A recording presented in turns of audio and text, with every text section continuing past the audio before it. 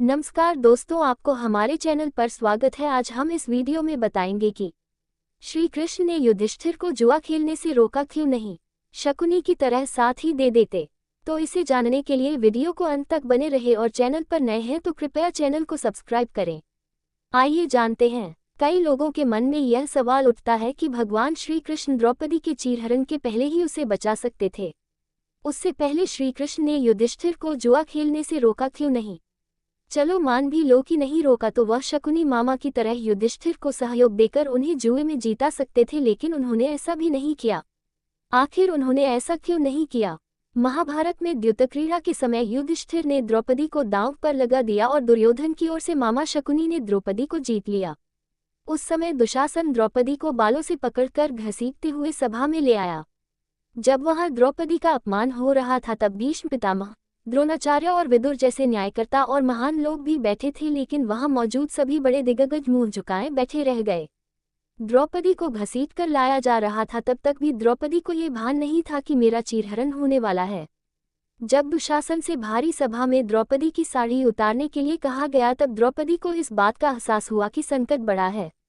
उस वक्त उनने अपने सबसे प्रिय सखा भगवान श्री कृष्ण का नाम पुकारा, हरि हरि अभयम कृष्ण अभयम।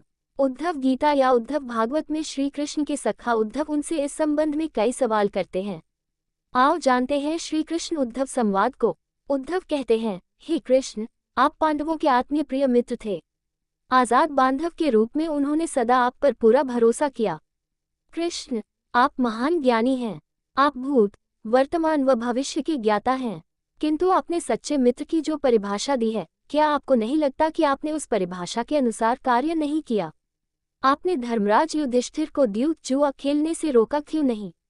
चलो ठीक है कि आपने उन्हें नहीं रोका, लेकिन आपने भाग्य को भी धर्मराज के पक्ष में भी नहीं मोड़ा। आप चाहते तो युधिष्ठिर जीत सकते थे।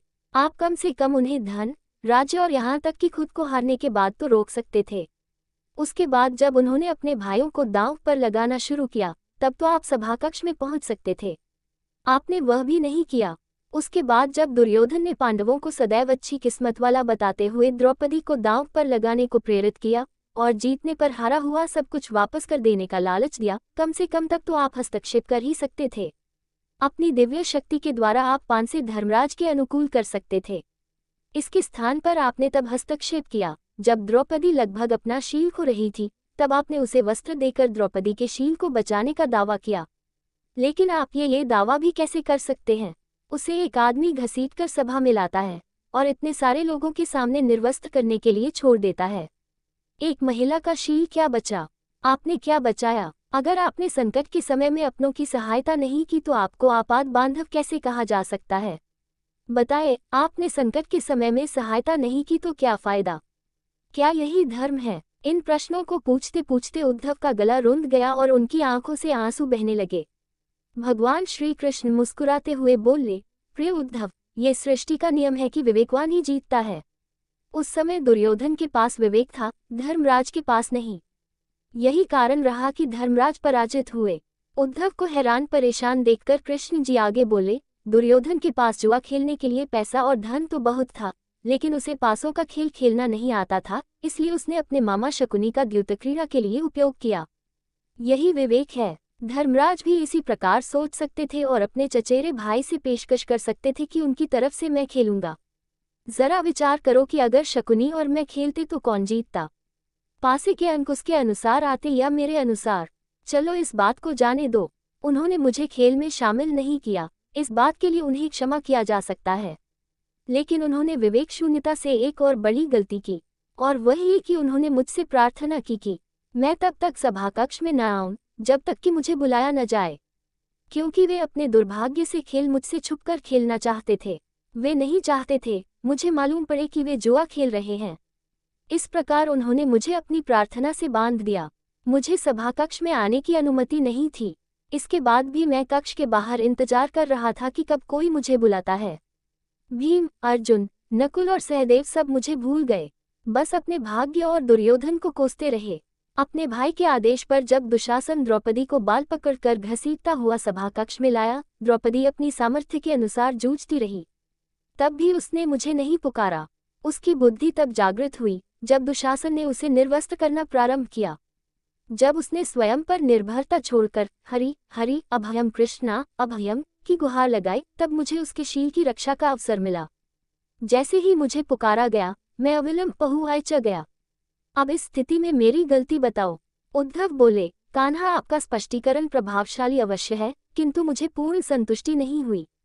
क्या मैं एक और प्रश्न पूछ सकता हूँ? कृष्ण की अनुमति से उद्धव ने पूछा।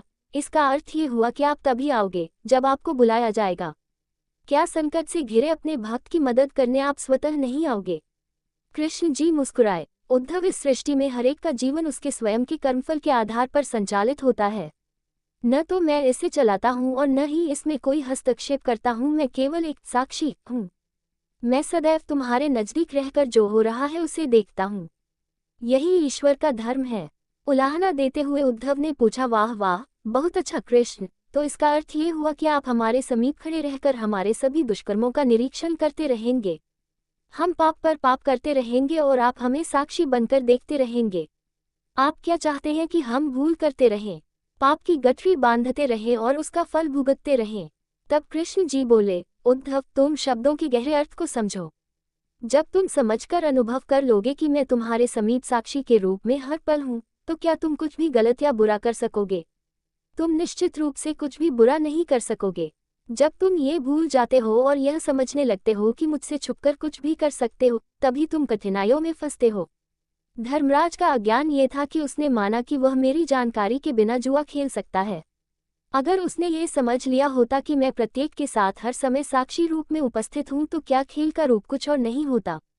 उद्धव मंत्रमुग्ध हो गए और बोले, प्रभु, कितना गहरा दर्शन है, कितना महान सत्य। प्रार्थना और पूजा पाठ से ईश्वर को अपनी मदद के लिए बुलाना तो महज हमारी पर भावना है, किंतु जैसे ही हम यह विश्वास करना शुरू करते हैं कि ईश्वर के बिना पत्ता भी नहीं हिलता, तब हमें साक्षी के रूप में उनकी उपस्थिति महसूस होने लगती है। गड़बड़ तब होती है जब हम इसे भूलकर सांसारिकता में डूब जाते हैं। वेब दुनिया पर पढ़ें।